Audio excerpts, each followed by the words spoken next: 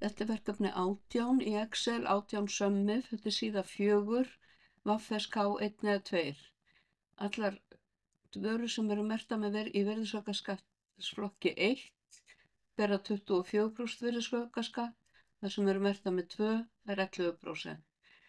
Ég er búin að blanda saman tölum og texta hér, það gerði ég hérna í Number, og 0% orðabil og shift og 2 og VFSK punktur orðabil af og shift og 2 til að loka textanum að. Þá er ég búin að blanda saman tölum og texta og ég geri það líka hér á sama hátt.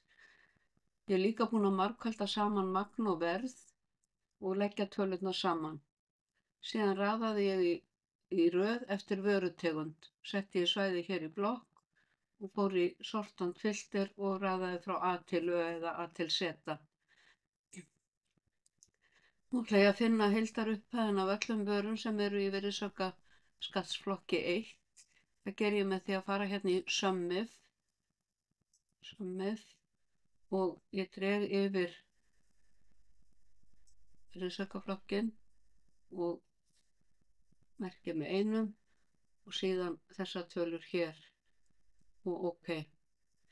Þá leggur hún saman allar vörurnar í virðisaukaskattsflokki 1. Og sama geri ég hér, ég get ekki afritað niður formúluna, geri ég það á sama hátt. Nú ætla ég að merkja með 2 hér, en dregi yfir sama svæðið. OK. Þá er ég komin hér með virðisaukan af þessum upphæðum. Nú ætla ég að finna hvað er virðisaukaskatturinn hár á þessum vörum. Þetta er verið með virðisauka. Nú segi ég hérna sama sem H3 mínus H3 og munið að plús og mínus skipta liðum. Síðan þarf ég að deila með, opna ég sviga og 1 er 100% og plús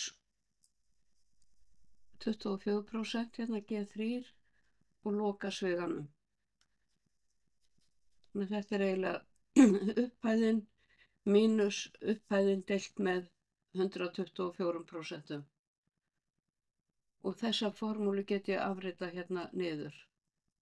Hérna. Og síðan ætla ég að leggja þessar 2 tölur saman. Hérna söm. Og verð án virðisauka er þá sama sem E8 mínus virðisaukinn. Og ef ég legg þessar 2 tölur saman, ef ég smelli hérna á summuhnappinn þá fæ ég bara þessa tölu, þannig ég þarf að draga yfir þessar 2 tölur og þá eiga þessar 2 tölur að stemma. Ég ætla að vista.